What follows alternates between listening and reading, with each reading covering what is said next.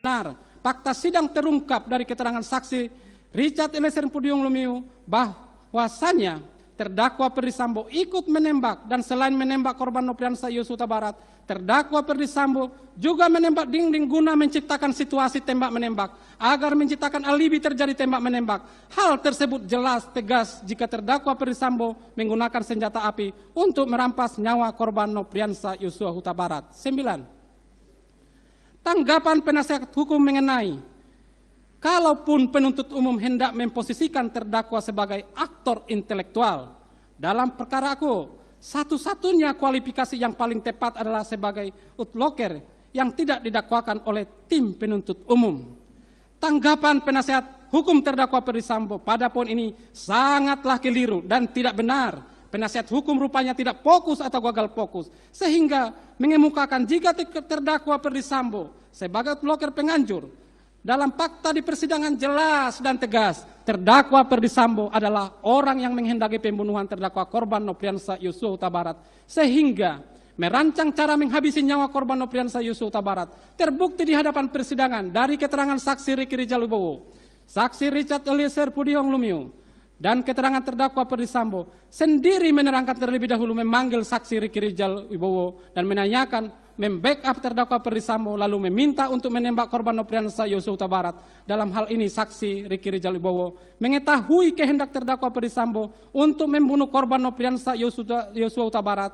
Hal yang sama juga disampingkan kepada saksi Richard Eliezer Pudium Lumiu, sehingga tujuannya adalah membunuh korban Nopriansa Yosua Huta Barat di lokasi rumah dinas Duren 346. Hal tersebut merupakan bentuk kerjasama. Dalam hal ini mereka melakukan, menyuruh melakukan, dan turut serta melakukan perbuatan yang disetujui untuk membunuh korban Nopriansa Yosua Huta Barat. Terbukti korban Nopriansa Yosua Huta Barat dibawa oleh saudara Putri Candrawati bersama saksi Kuatmaruf, saksi Ricky Rijal Wibowo, saksi Richard Eliezer Pudium Lumiu ke rumah dinas Duren 346, dan pada faktanya korban Nopriansa Yosua Huta Barat mati tertembak di rumah dinas Duren 346, sehingga dalam hal ini tepat perbuatan merampas nyawa sebagaimana dalam pasal 340 KUHP junto pasal 55 ayat 1 ke 1 KUHP.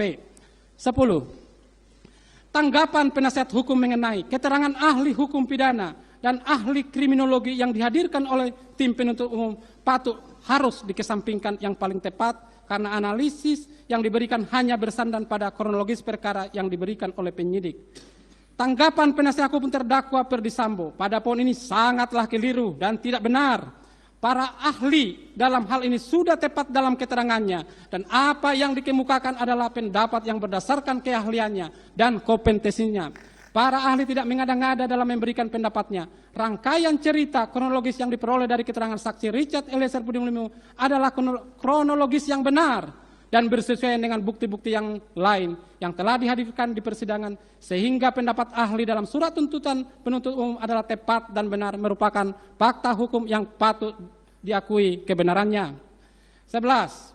Tanggapan penasihat hukum mengenai penuntut umum berasumsi dalam surat tuntutannya menyatakan bahwa perbuatan saksi Putri Candrawati menelpon terdakwa pada tanggal 8 Juli 2002 merupakan asal muasal kehendak untuk berbuat sesuatu sampai dengan 19. Langsung dianggap dibacakan. Langsung kami baca tanggapan penuntut umum bahwa tanggapan penasihat hukum terdakwa Perdisambo pada poin 13 sampai dengan poin 19 merupakan tanggapan yang keliru dan tidak benar. Penasihat hukum benar-benar tidak profesional, tidak fokus atau gagal fokus dalam mengikuti persidangan yang panjang tersebut. Terkesan tidak mempertahankan hak hukum dari kliennya, yakni terdakwa Perdisambo. Yang didampinginya, bahkan penasihat hukum terkesan menjerumuskan terdakwa Perdisambo sehingga tersesat dalam memberikan keterangan karena bertujuan akan mengaburkan fakta hukum yang sebenarnya, bahwa selama dalam pembuktian perkara ini dari beberapa saksi yang sangat penting, jelas dan tegas, rangkaian peristiwa terungkap dengan terang benderang dari keterangan saksi Ricky Rijal Wibowo, saksi Kuatmaruf, saksi Richard Eliezer Pudium Lumiu, saudara Putri Candrawati, didukung dengan saksi Ajam Romel, saksi Prayogi, saksi Hendra Kurniawan, saksi Agus Nurpatria, Saksi Arif Rahman Arifin, Saksi Bakuini Ibowo, Saksi Cut Purwanto, Saksi Infat Widianto, kesemua keterangannya bersesuaian sebagaimana fakta hukum yang telah termuat dalam surat tuntutan penuntut umum yang telah dibacakan di hadapan persidangan pada hari Selasa tanggal 17 Januari 2023. Tanggapan penasihat hukum mengenai tanggapan tim penasihat hukum atas dakwaan ke-1 primer dengan unsur-unsurnya. Dari poin 20 sampai 28 dianggap dibacakan, langsung kami kepada tanggapan. Bahwa tanggapan penasihat hukum terhadap terdakwa Ferdy Sambo pada poin 20 sampai dengan poin 28 tidak perlu tim penuntut umum tanggapi karena telah termuat dengan jelas dan tegas dalam uraian analisa yuridis dalam surat tuntutan penuntut umum mulai dari halaman 553 sampai dengan halaman 749. Bahwa dalam tuntutan tim penuntut umum, terdakwa Ferdy Sambo dinyatakan telah terbukti secara sah dan meyakinkan melakukan tindak pidana pembunuhan berencana secara bersama-sama sebagaimana dakwaan ke-1 primer melanggar pasal 340 KUHP, junto pasal 55 ayat 1 ke-1, dan pertama primer melanggar pasal 49 junto pasal 33 Undang-Undang Nomor 19 Tahun 2016 tentang perubahan atas Undang-Undang Nomor 11 Tahun 2008 tentang informasi dan transaksi elektronik junto pasal 55 ayat 1 ke-1 KUHP. 29. Tanggapan penasihat hukum mengenai sekalipun tim penasihat hukum berpendapat terdakwa tidak terbukti secara sah dan meyakinkan, namun apabila majelis hakim berpendapat lain, kami perlu menyampaikan hal-hal yang meringankan yang sepatutnya diperhatikan dan dipertimbangkan oleh majelis hakim yang terhormat dalam memutus perkara pidana aku. Permohonan penasehat hukum terdakwa Ferdy Sambo dalam hal ini patut dikesampingkan karena meskipun terdakwa Ferdy Sambo selama di persidangan bersikap sopan, akan tetapi terdakwa Ferdy Sambo melakukan pengingkaran dalam pledoi penasihat hukum maupun pledoi yang dikemukakan oleh terdakwa Ferdy Sambo sendiri. Faktanya, terdakwa Ferdy Sambo dalam setiap pemeriksaan saksi-saksi dan ahli mengakui dan menyatakan akan bertanggung jawab atas peristiwa terbunuhnya korban Nofriansah Yosua Huta Barat.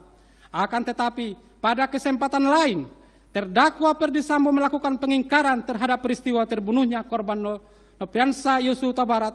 Kalaupun benar terdakwa Ferdy Sambo tulus dan ikhlas bertanggung jawab, maka terdakwa Ferdy Sambo akan memberikan keterangan yang sebenarnya dan tidak berbelit-belit dalam mengungkap peristiwa yang mengakibatkan terbunuhnya korban Nofriansah Yosua Huta Barat. Bahwa oleh karena semua dalil penasihat hukum terdakwa Ferdy Sambo tidak berdasarkan hukum dan tidak terbukti, maka kami tim penuntut umum memohon kepada Ketua Majelis Hakim yang memeriksa dan mengadili perkara atas nama terdakwa Ferdy Sambo agar mengesampingkan dalil-dalil yang dikemukakan oleh dalam pledoinya dan menyatakan terdakwa Ferdy Sambo terbukti secara sah dan meyakinkan melakukan tindak pidana pembunuhan berencana secara bersama-sama sebagaimana dakwaan ke-1 primer melanggar pasal 340 KUHP junto pasal 55 ayat 1 ke-1 dan pertama primer melanggar pasal 49 junto pasal 33 Undang-Undang Nomor 19 2006 tentang perubahan atas Undang-Undang Nomor 11 Tahun 2008 tentang informasi dan transaksi elektronik junto pasal 55 ayat 1 ke-1 KUHP. Bahwa pada kesempatan yang sama terdakwa Ferdy Sambo juga mengajukan nota pembelaan secara pribadi dan dalam pembelaannya terdakwa Ferdy Sambo membuat pengakuan menyusun skenario seolah-olah peristiwa penembakan yang dilakukan oleh saksi Richard Eliezer Pudium Lumiu, bahwa terhadap hal-hal lain yang termuat dalam pledoi penasihat hukum yang belum terbantahkan oleh replik tim penuntut ini, maka tim penuntut umum menyatakan tanggapan penasihat hukum dalam pledoinya telah terbantahkan dalam replik ini yang merupakan satu kesatuan dalam surat tuntutan penuntut umum yang telah dibacakan pada hari Selasa tanggal 17 Januari 2023. Selanjutnya kami akan serahkan sepenuhnya kepada majelis hakim yang menyidangkan perkara ini. Semoga Tuhan Yang Maha Esa memberikan kekuatan batin kepada majelis hakim yang mulia dalam menjatuhkan putusan dalam perkara ini dengan seadil-adilnya.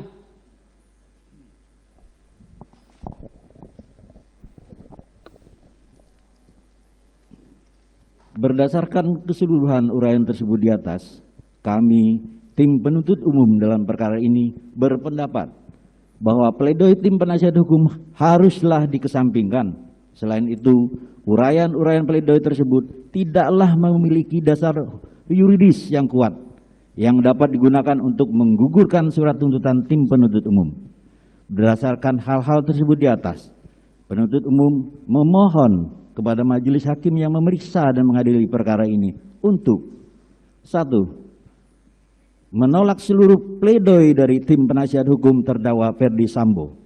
2. Menjatuhkan putusan sebagaimana diktum tuntutan penuntut umum yang telah dibacakan pada hari Senin tanggal 16 Januari, pada hari Selasa tanggal 17 Januari 2023. Demikian replik tim penuntut umum atas pledoi tim penasihat hukum terdakwa Ferdi Sambo yang telah kami bacakan dalam persidangan hari ini, Jumat tanggal 27 Januari 2023.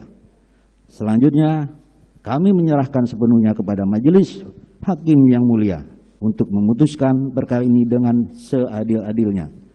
Sekian.